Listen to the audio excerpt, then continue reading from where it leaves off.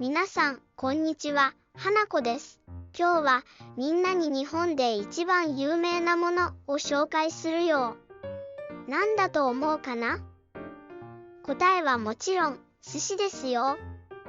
しかし、1200年前の寿司はどのようなものだったのか知っていますか？これが1200年前の間違えちゃった。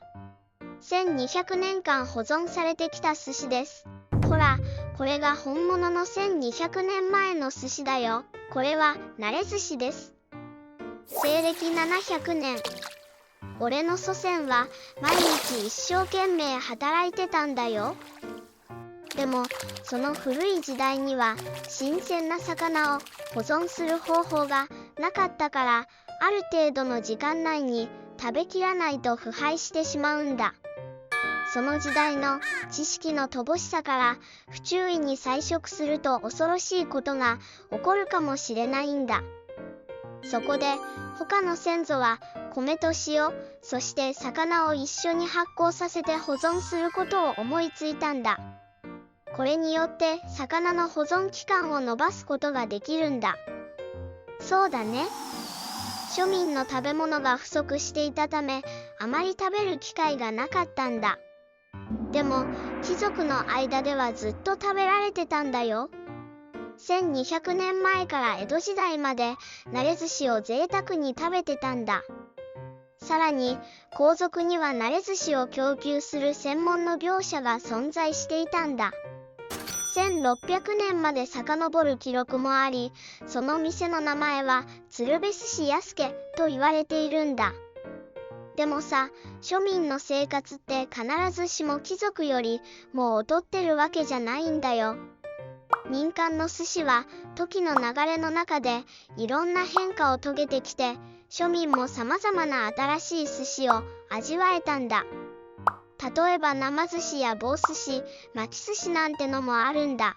一方で族たちはちっともかわいそうな自尊心のためにずっと1200年前の生寿司を食べ続けてたんだよ。それではあなたは貴族と庶民のどちらが良いと思いますか？古代の寿司はなんかすごく変わった特徴があってさ。それは今の寿司よりもずっと大きかったんだよ。古代の先祖たちはめっちゃパワフルだったはずだよ。そうじゃないとどうやってそんなでかい寿司を食べられるわけ？花子ちゃんのお腹にはそんなに大きな寿司は入らないかもしれないね。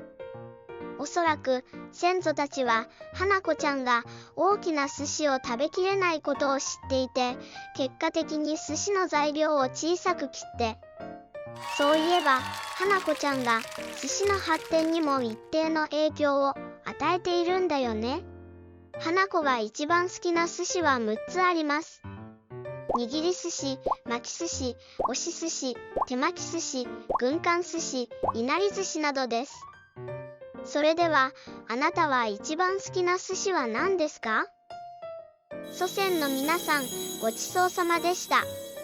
おいしい寿司をくださってありがとうございました。